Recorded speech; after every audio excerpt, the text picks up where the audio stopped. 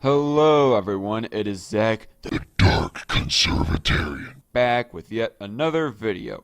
Now, as you all know, I'm a bit of a conservative, but over the years conservative has become more of an adjective for me, and I have ascribed myself ideologically more to libertarianism, I would say, than conservatism, because the more and more I think about the social issues, particularly in this case gay marriage, I go thinking to myself, what responsibility is it at all for the government to get involved, and what substance does that issue even amount to? Like, in my personal opinion, it doesn't amount to a hill of beans. And so that is why that I say here today to all my fellow conservatives, don't. Please, just don't. Gay marriage is not worth fighting over.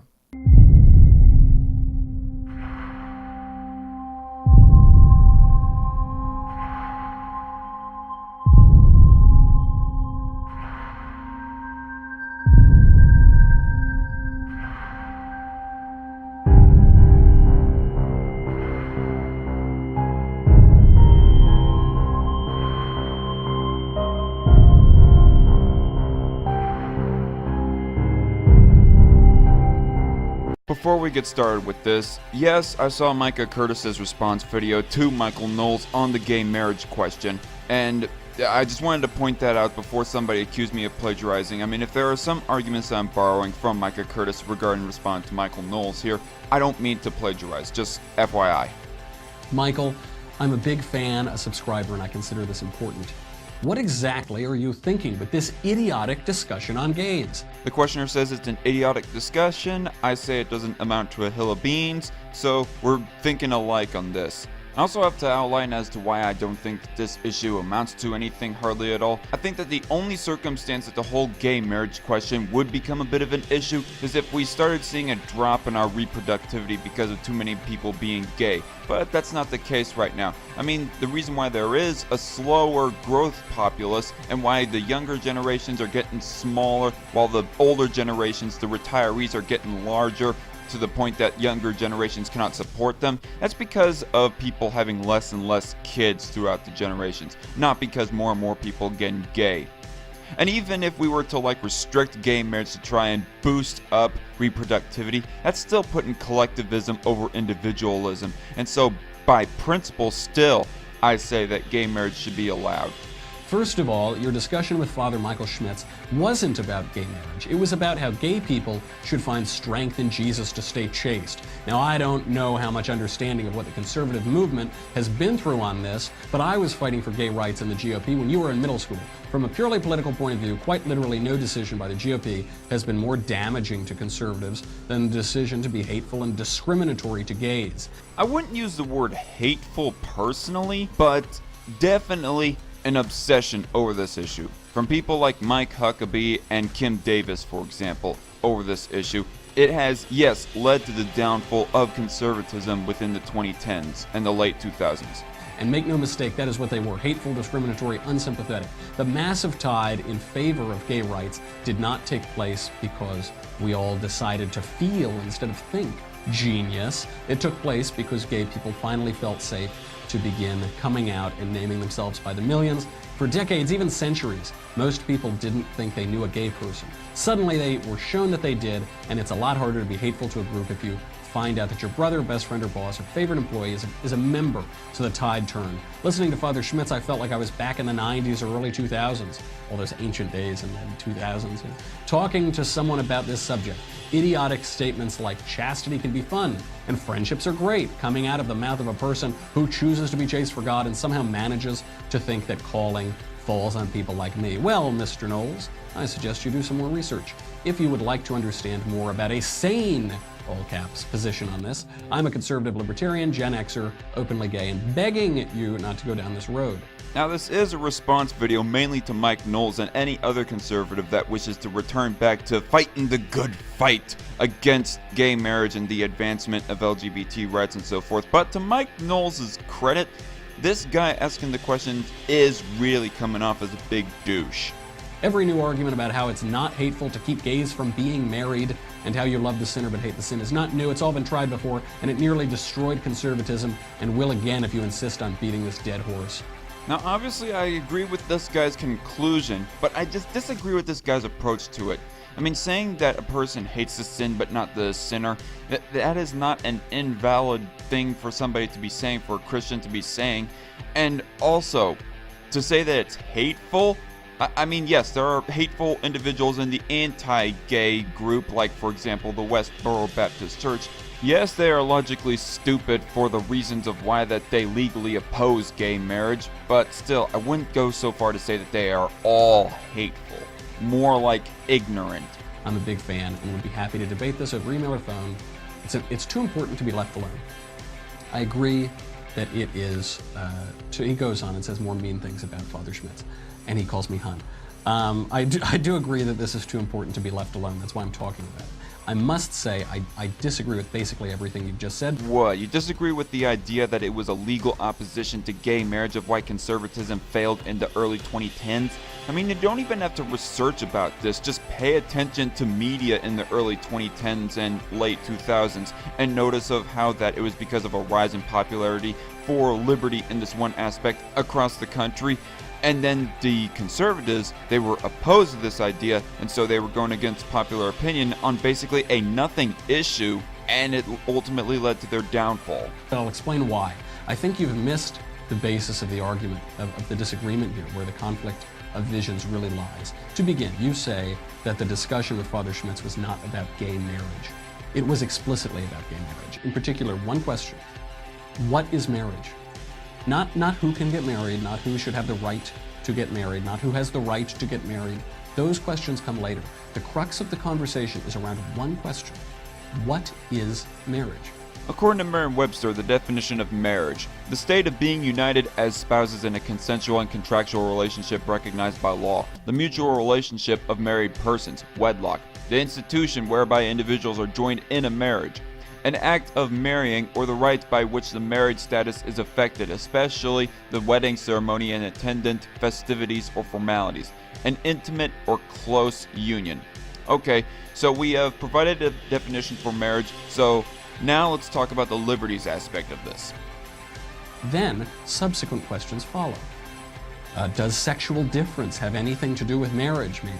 Is there a categorical difference between men and women? Or are those differences just trivial and meaningless, and gender doesn't mean anything, and men and women are all exactly the same?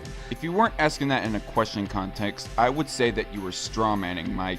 The majority of us who are for marriage liberties in this are not at all saying that men and women are biologically the same. I mean, there are obvious differences. I mean, for example, women can give birth, men cannot. The thing that we are saying is that the government has no business to get involved in this. I mean, take it from Penn Jillette here, for example. I don't think that marriage is the government's business. I don't know why sex and commitment and love is part of the government's job. But shouldn't it be the government's business when a section of the community are excluded? Well, absolutely. Once you've had straight marriage, you have to have gay marriage. And the slippery slope they talk about, like, oh, what if they want to do polygamy and they want to do this? I think that's all terrific. I'm in favor of the slippery slope. I think love is a good thing, and commitment is a good thing, and people should be able to make any sort of life commitment to anybody they want, but I'm not sure that the government has to overview that and make that decision. Like many things, we only get in trouble when we try to all agree on things for everybody. If you went with more freedom and just said you can make any contract you want, for raising children is very important. The reason that I'm married is because I could not find a lawyer who would tell me that not being married, if something tragic happened to my wife, I would absolutely get custody of my children. Almost sure I would, but it is possible for one of her relatives. And so I was kind of forced into marriage, and I would have loved my wife and made commitments, but I wouldn't have made that commitment. It just seems a little creepy to tell the government who you're having sex with. And if there are real differences between men and women, perhaps might those differences play some role in marriage? Does marriage have something to do with the logical possibility of procreation? Not really. I mean, people procreate, people have kids all the time outside of wedlock. To me, personally, I mean, I could be totally wrong on this. Marriage has more to do with how committed you are to your partner. Just me personally. What is marriage? That's the question. But you've already asked that question, and I've already answered that and provided a definition. If you want to dive deep into hundreds of dictionaries to try and find a definition of marriage that means the legal union of explicitly a man and a woman, go ahead. But I don't see why an argument over semantics has to rule on whether or not the government should get involved with people's bedroom and relationship choices. It's the question that many people angrily do not want to answer. Okay, now you're just being a condescending prick. Not to say that there aren't people out there who get overly emotional about this issue, but what about those of us who say calmly that the government should not get involved in this? They want to skip right ahead to the rights question. But you have to answer the definition question first, but that's the hard one, and I think that's why advocates of redefining marriage try to skip it. No attempts to redefine marriage here, and I just provided you a definition, by the way, of marriage, and in that definition it did not say explicitly between a man and a woman. So now can we talk about the rights aspect of this? And if you do want to provide a definition that means explicitly between a man and a woman, well then by all means, get on with the point. Show us it, Mike. You say that for decades and centuries most people didn't think they knew a gay person. This seems to me an example of a modern prejudice, modern pride. There's this modern prejudice to think that our generation discovered everything, including homosexuality, but we didn't. That's not the point that he was trying to make. For decades, even centuries, most people didn't think they knew a gay person. Suddenly they were shown that they did, and it's a lot harder to be hateful to a group if you find out that your brother, best friend, or boss, or favorite employee is a member, so the tide turned. The point he was trying to make was not, oh, we the modern generation are far better than our predecessors. The point that he was trying to make was to say that the main reason why conservatives, namely in this case, even liberals too, but conservatives namely, became more tolerant is because they found out that more and more of their friends and families were part of the LGBT community. But the crux of our conversation really is not about homosexuality at all, and I think that's where people are missing this point. It really isn't about the moral questions or the practical questions of homosexuality, which mostly I don't care about. It was the nature of marriage, which is a question I do care about because it's quite a political question. You use the phrase, keep gays from being married. The question of our conversation is, what is marriage? I just gave you a fucking definition. Now stop repeating the same damn question. Is it logically possible to keep someone from being married? I don't know, you tell me, Mike. I mean, don't people all the time in the Middle East get thrown off of the roofs of buildings just for being gay, let alone being married to somebody of the same sex? The question has nothing to do with the morality per se. Whether you think that gay sex is a grave moral sin, or you think that it is the best thing since sliced bread, neither has anything to do with that question. Does sexual difference, sexual complementarity, the logical possibility of procreation, do those concepts have anything to do with what is marriage? You're of course right that people should never be hateful or discriminatory or mean or whatever toward gay people. That also has nothing to do with the question. That's a distraction and a diversion to avoid answering a simple question that might have an inconvenient answer. What is marriage? It seems that with this big word salad non-answer to his question that deviates to arguing about semantics on what is marriage is a distraction from his rather simple question made complicated. What are you thinking with this idiotic discussion on gays? The way that I understand that question is he's basically asking, why are we even having a discussion on this rather frivolous topic? I sympathize with that. Why are we making a big deal about this? If the issue you have is the perversion of definitions and really according to you, which by the way nobody cares about your definition, marriage means union between explicitly a man and a woman, well then fine, whatever. Let's give a new definition to gay people then. Legal union, something that is the equivalent of a marriage between a man and a woman, just with different legal terminology that they can and likely will subjectively define for themselves as a marriage. No need to overcomplicate this and ultimately avoid the issue of whether gay people should, as free individuals, have equal rights to have a legal union as straight people. Otherwise, just get law and government completely out of it, like Penn Jillette does, and many other people do. It's that simple, Mike.